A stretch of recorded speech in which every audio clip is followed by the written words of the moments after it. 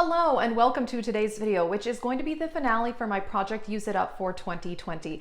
I have been doing this series on my channel ever since I started it, which was 3 years ago, and this is all about the numbers. This is about how much I used up number-wise and also money-wise. I have a whole playlist of Project Use It Up. I will link that in the description box.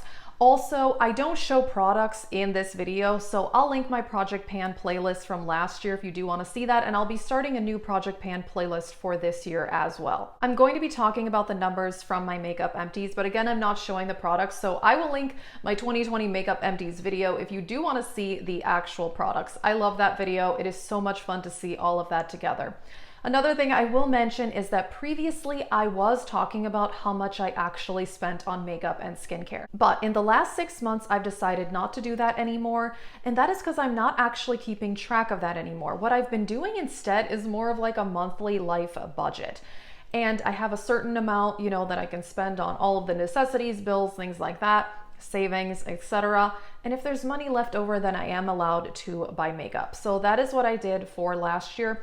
And I'm going to do the same thing this year within the means of my low buy, by the way. So I am on a low buy. I'll link that video as well. So I'm not going to talk about the spending part anymore because, like I said, I'm not specifically tracking it.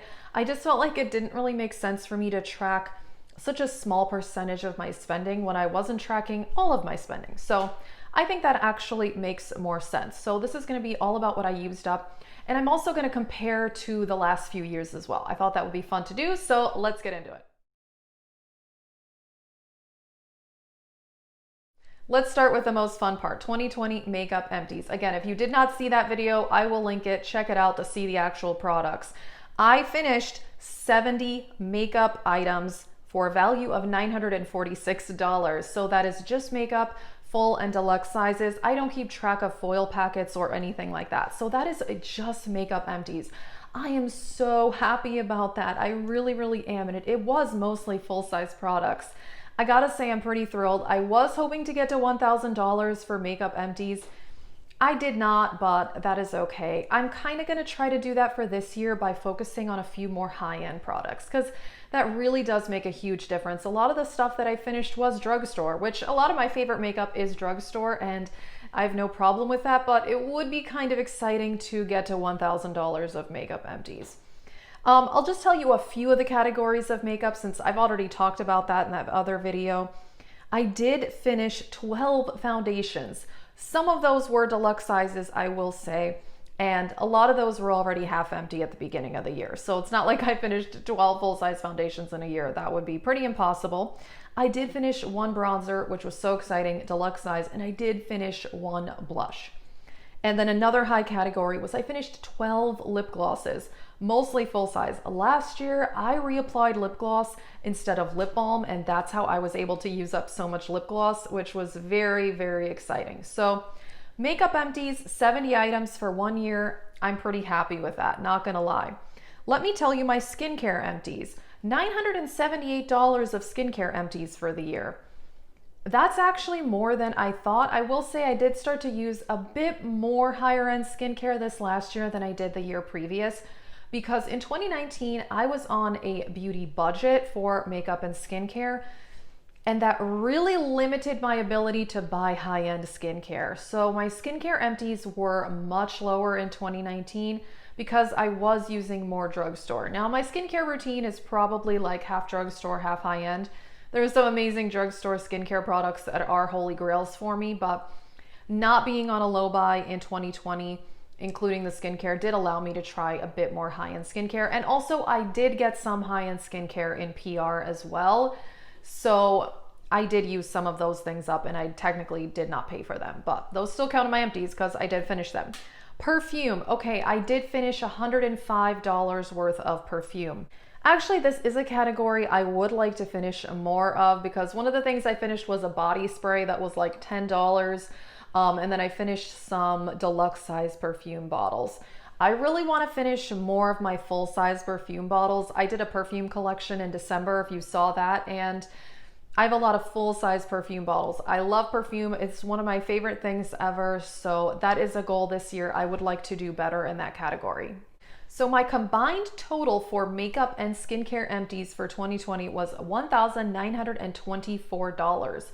That is pretty good. That was quite a bit more than I finished in 2019. Again, I think part of that was using more high-end products than drugstore products. That makes a huge difference, really. I'm not trying to use things excessively or anything like that. So really, the drugstore versus high-end does make a big difference as far as monetary value of empties. I thought it would be fun to look at years past. I keep a spreadsheet on my computer. That's what I'm looking at, by the way. I have an Excel spreadsheet and I have a tab for each year where I keep track of my empties. It's just something fun for me to do, and I've been doing this. Yeah, my oldest one is from 2017. So let's talk 2019. 2019, I finished 61 makeup products for a total value of $673. So I had less empties in 2019 than I did in 2020 as far as makeup goes. And again, the value was much lower because a lot of that was drugstore empties. But I still think 61 makeup products is pretty good. And then skincare, $691 of skincare empties. So the total for makeup and skincare was $1,364. Significantly less than 2020, I gotta say. So I don't know that I really use that much more products. Again, I think it is using a bit more high-end than drugstore. I did do better on the perfume empties in 2019. I finished $244 worth up.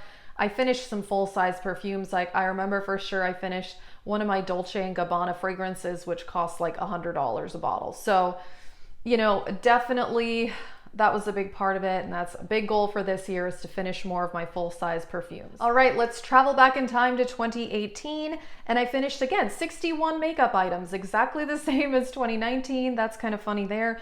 And the value there was $601. Pretty similar, I gotta say. I mean, my usage is pretty consistent because I pretty much do my makeup, full face of makeup, 6 days a week, and I do morning and evening skincare. So I think the actual usage of product is pretty consistent. It's just, you know, what I do on a daily basis, but I think obviously the drugstore and the high end makes a big difference. Skincare empties were a little bit higher in 2018 because, again, I was using a bit more high end that year, and that was $815. So the total for makeup and skincare was $1,513 back in 2018. And perfume empties for that year were $97. Again, I don't think I finished any full-size bottles that year. So big goal for this year. Really want to do better with that. But yeah, kind of funny that I finished exactly 61 makeup items 2 years in a row. All right, and the last year that I have info for is 2017. I will say I started project panning towards the end of 2015, and I really wish I had kept track that first year. I thought that I did, but I couldn't find it anywhere. I may have had it written down somewhere and I didn't keep track on my computer. I really wish I had those numbers. But 2017, I finished 72 makeup products for a total value of $881. So that's the highest number of makeup empties. And I do think that may be because, well, I mean, that wasn't the very beginning of my project panning. I guess it was the second full year. And I definitely had more half used up things that were just kind of sitting around, because before I ever project panned, I was actually someone who was afraid of using up makeup because I was afraid I was going to have to repurchase it if I ran out. Kind of silly considering how long it takes to use things up, particularly powder products. So that was kind of silly, but yeah, 72 items that year. That was pretty good. And then for skincare, I was surprised. 2017, I had $1,623 just skincare empties. By the way, I don't keep track of hair care. That's something I've never tracked. So this is just skincare. I'm kind of shocked. Like, I think I must have been using, I know for sure I was using Sunday Riley at that time, the Luna oil, and maybe some other high-end products.